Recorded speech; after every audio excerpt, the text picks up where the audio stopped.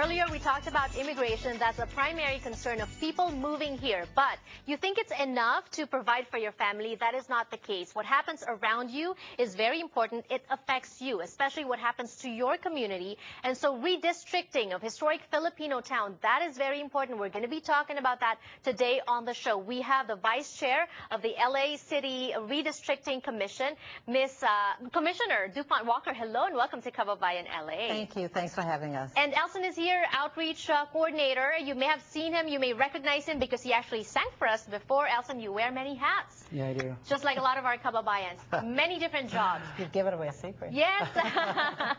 Let's first talk about, redistricting, redistriction. What is that? It's the process that we go through every 10 years to make adjustments in the city council district boundaries because of population shifts. Why is it important? It's important because we want each person's vote to be equal. One person, one vote. And as population shifts after the census, we make an adjustment to be sure that people can have their services, their needs met.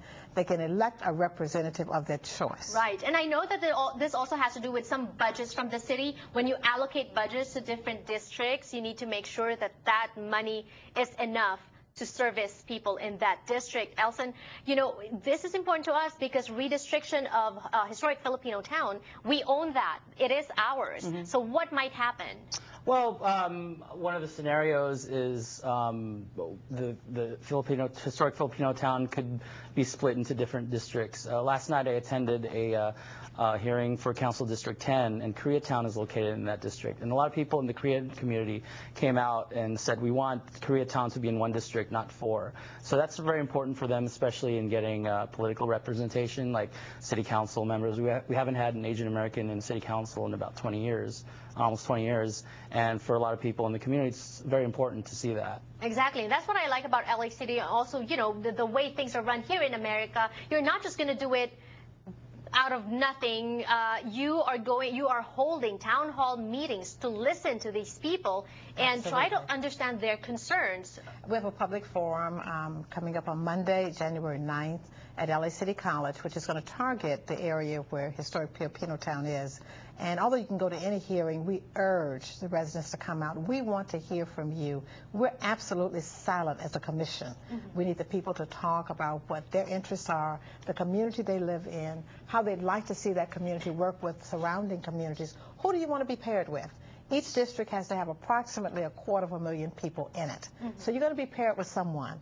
Where are your natural networks? Right, right. And this is important, Elson, because earlier you said, for Koreatown, they spoke up as a community. And so now the commission is trying to consider that, exactly. Right? And so if we don't go on Monday, if we don't go to these forums, what's going to happen? Well, decisions will be made for us, not by us. Mm-hmm. And it's especially important not just to see that, but to make sure we have other needs such as public services, getting, police, fire protection, getting our potholes paved, things like that.